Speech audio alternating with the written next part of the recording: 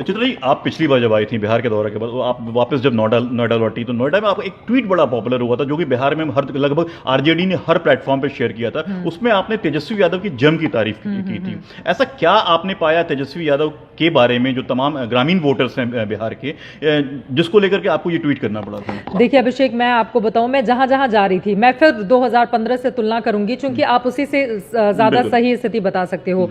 मैं एक तो अपना शो करती हूँ, शो करने के बाद मैं लोगों के बीच जाके उनसे बातचीत करती हूँ या फिर फेसबुक लाइव करती हूँ। मैं जहां जहां जाती थी, जो गरीब तबका है, जो पिछड़े लोग हैं, उन लोगों के बीच जाते थे वो तेजस्वी यादव, मेरा नेता कैसा हो, तेजस्वी यादव जैसा हो।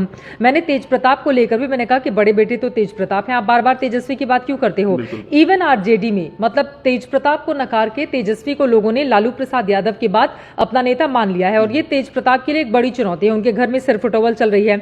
आज तेजस्वी का मैंने इंटरव्यू किया था दोपहर में 1 बजे, और उस समय भी मैंने ये सवाल पूछा था कि आपके परिवार में तो सिर फुटोवल वाली स्थिति है, तो उन्होंने नकार दिया कि नहीं, ये बीजेपी का या जेडीयू का करा धरा है। लेकिन जिसके पास जाओ, मतलब सब मानते हैं। इवन मैं ऑफ एयर जिन बीजेपी के नेताओं से बातचीत करती हूँ, उन लोगों का भी ये मानना है कि नहीं, तेजस्वी बहुत तेजी से आगे बढ़ रहा है। अब कोई बीजेपी का नेता टीवी पे आके तो कहेगा नहीं कि ये बात सच है। बहुत सारे ऐसे लोग हैं, कांग्रेस पार्टी के भी बहुत सारे ऐसे लोग हैं जो मानते हैं कि हाँ, तेजस्वी ने इन 1 सालों में, जब से नीतीश ने आरजेडी का साथ छोड़ा, उसके बाद से देखिए उसके पीछे तेजस्वी बहुत मेहनती हैं, इससे कोई इनकार नहीं करेगा। दूसरी चीज क्या है, उन्होंने इस बात को भांप लिया है कि मैं ही आरजेडी का चेहरा हूं, मैं अगर मेहनत कर जाऊंगा तो नीतीश कुमार के सामने दूर दूर तक कोई नहीं है। उपेंद्र कुशवाहा हाथ पैर मारे, चिराग पासवान, रामविलास पासवान हाथ पैर मारे, लेकिन नीतीश कुमार के बराबर आकर ये लोग खड़े नहीं होते हैं।